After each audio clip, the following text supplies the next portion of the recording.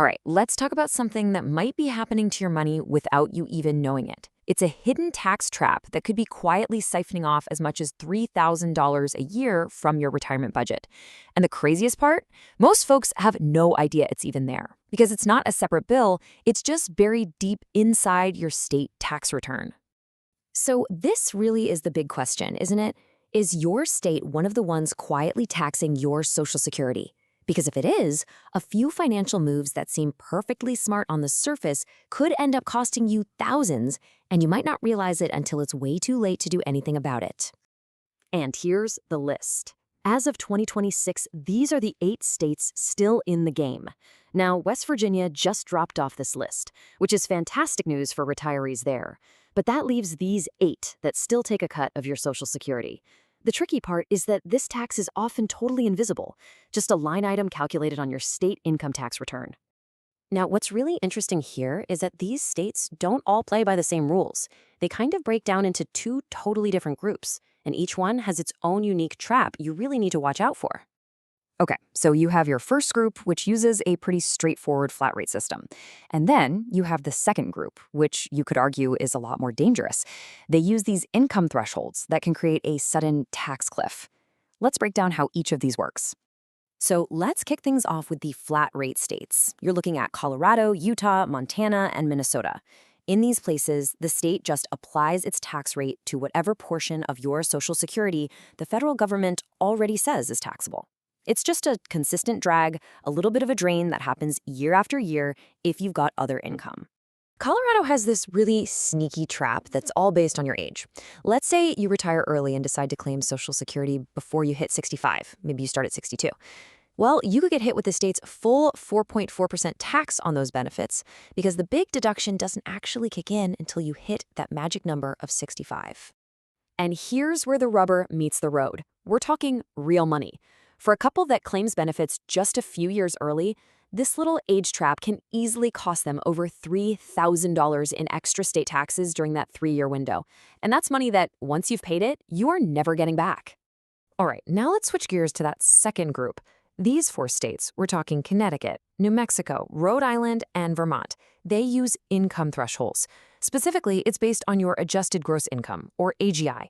You stay under that line in the sand, you pay 0 state tax on your benefits, but you go just $1 single over, and you fall right off a financial cliff. The real danger here is that a single one-time thing, like doing a Roth conversion or maybe selling a second property, can shove your income over that line. And the result? A huge chunk of your Social Security benefits that were completely tax-free the day before suddenly become taxable. It happens just like that.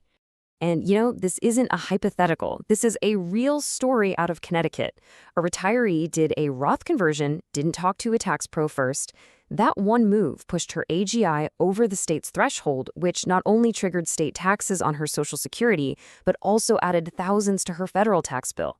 And by the time she found out, the tax year was over. The move was irreversible. You can't undo it. But believe it or not, it actually gets worse. See, on top of any of these state taxes you might be facing, there's a whole second layer of tax at the federal level. And this problem, well, it's rooted in rules that are literally decades out of date. Just look at this timeline. The income levels that trigger federal taxes on your Social Security benefits, they were set all the way back in 1983. And in over 40 years, they have never, not once, been adjusted for inflation. So what does that really mean? Well, because those numbers have never changed, what used to be a tax that only affected higher-income retirees now hits almost everybody. Today, pretty much any retiree with a pension, an IRA, or any other source of income is going to find themselves in a situation where up to 85% of their benefits are subject to federal income tax. Now, to be fair, Congress did throw in a little bit of relief. Starting in 2025, there's a new senior deduction. But, and you have to hear this, here is the critical catch. It only reduces your federal tax bill. It is federal only. It does absolutely nothing to help you with those tax traps in the 8 states we've been talking about. Okay, so that's the problem. It's a complicated picture, I know, but the good news is you are not powerless here. So let's shift gears from the problem to the solution and look at 5 specific proactive moves you can make. Think of this as your tax-saving toolkit.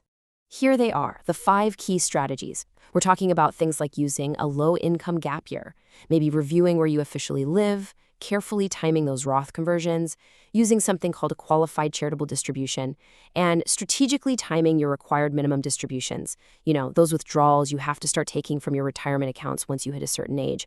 Let's just zoom in on one of the most powerful tools in this kit, the QCD. If you're over 70 and a half and you like to give to charity, you can send money directly from your IRA to that charity. This move can satisfy your required minimum distribution, but, and here's the magic part, it doesn't count as taxable income. That helps keep you below those nasty state income cliffs. So, what's the one thing that connects all of these powerful strategies? It's this: they absolutely must be executed before the end of the calendar year. Once that clock strikes midnight on December 31st, these opportunities to save real money are just gone. For good, for that tax year. So, with that urgency fresh in our minds, let's just boil all this down into a simple, direct plan of action. This is your year-end checklist to figure out where you stand. It really is a simple 3-step plan. First, I want you to go pull out last year's state tax return and look for a line about taxable Social Security. If that number is anything more than 0, you're in one of these states. Second, call a tax professional now and get an income projection for this year. And third, based on what they tell you, ask them if one of those 5 strategies we just talked about could help you. This whole situation really proves that some of the biggest, most expensive costs in retirement are the ones you just don't see coming, which leaves all of us with a final, really important question to think about. What other invisible costs are hiding in your retirement plan?